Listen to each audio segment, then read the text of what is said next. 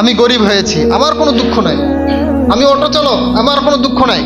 আমি দিনমজুর, আমার কোনো দুঃখ নাই। কারণ আমি তো মূল টার্গেট আল্লাহ তাআলার কাছাকাছি হওয়া। আমি যদি নামাজ পড়ি, আমার ভেতরে ভালো আমল থাকে, তাহলেই না আমি আল্লাহ তাআলার কাছে দামি, তাহলেই তো আমি জান্নাতের অতি নিকটবর্তী হয়ে গেছি। আর অনেক টাকা আছে, অনেক ক্ষমতা আছে, সে ব্যক্তি আল্লাহ তাআলার কাছাকাছি যাইতে পারে নাই, তো সে ব্যক্তি ব্যর্থ। সে ব্যক্তি কি? ব্যর্থ।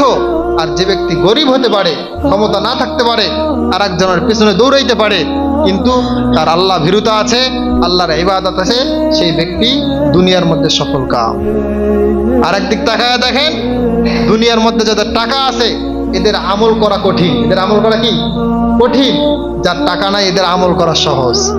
যার ক্ষমতা আছে এর আমল করা কঠিন, যার ক্ষমতা নাই এর আমল করা কি সহজ। যার অনেক অর্থ সম্পদ, ব্যবসা প্রতিষ্ঠান আছে, এর জন্য আমল করা, আল্লাহ তাআলার জিকির করা কঠিন। যার কোনো কিছুই নাই এর জন্য আমল করা কি ভাই সহজ। এর একটা বড় কারণ হলো যারা গরিব আছি আমরা, যাদের আমরা দিন খাই, দিন আনি দিন খাই, তাদের জন্য আমি শুকরিয়া জ্ঞাপন করার কথা বলি যে সবসময় আপনারা বেশি শুকরিয়া আদায় করলেন। এর কারণ হলো আল্লাহ রসুল সাল্লাল্লাহু আলাইহি সাল্লাম পৃথিবীতে ছিলেন, আল্লাহ রসুল সাল্লাল্লাহু আলাইহি সাল্লাম অনেক বড় ধনী ছিলেন। আল্লাহ রসুল সাল্লাল্লাহু আলাইহি সাল্লামের অনেক উট ছিল তা না। আল্লাহ রসুল সাল্লাল্লাহু আলাইহি সাল্লাম যে অনেক শান শৌকতে চলতো তা না। আল্লাহ রসুল সাল্লাল্লাহু আলাইহি সাল্লাম গরিবানা হালতে চলতেন, আল্লাহর কাছে দোয়া করেছিলেন, আল্লাহ আপনি আমাকে এই গরিবানা হালতেই মৃত্যু দান করেন। জোরে বলেন সুবহানাল্লাহ।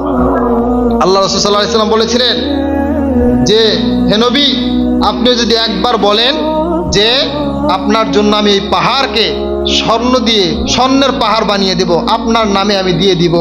নবী সাল্লাল্লাহু আলাইহি সাল্লাম বলছেন, না, আমার স্বর্ণের পাহাড় প্রয়োজন নাই। আরে আমার টাকা যখন বেশি থাকবে তখন আল্লাহর প্রতি আমার নারাজতা চলে আসবে, আল্লাহর প্রতি একটু অবহেলা চলে আসবে। এই জন্য আমি চাই যে আমার টাকা কম থাক, আমার রব, আমার মালিক আল্লাহ তাআলা আমার নিকটবর্তী হয়ে যাক। এই জন্য এখন বলেন তো, যারা আমরা গরিব আছি, যাদের আমাদের অনেক বড় ক্ষমতা নাই, টাকা নাই, তারা আমরা খুশি না বেজার? আরো জোরে বলেন, খুশি না বেজার? আর একবার বলি আলহামদুলিল্লাহ। হীনমন্যতায় ভুগবেন না।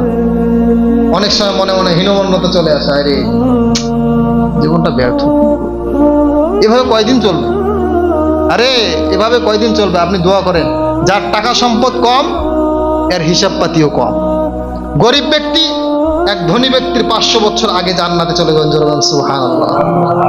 এর হিসাব দিতে দিতে যত ছোট হিসাব বড় লোক হোক, এর হিসাব দেওয়ার আগে 500 বছর আগে একজন গরিব ব্যক্তি জান্নাতের মধ্যে চলে যাবে।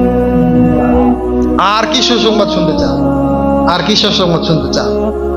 এই জন্য আল্লাহ তাআলা যার টাকা কম দিয়েছেন সে বলবেন আলহামদুলিল্লাহ, বরং যে যার টাকা বেশি আছে তার থেকে আর শুকরিয়া বেশি আদায় করা দরকার।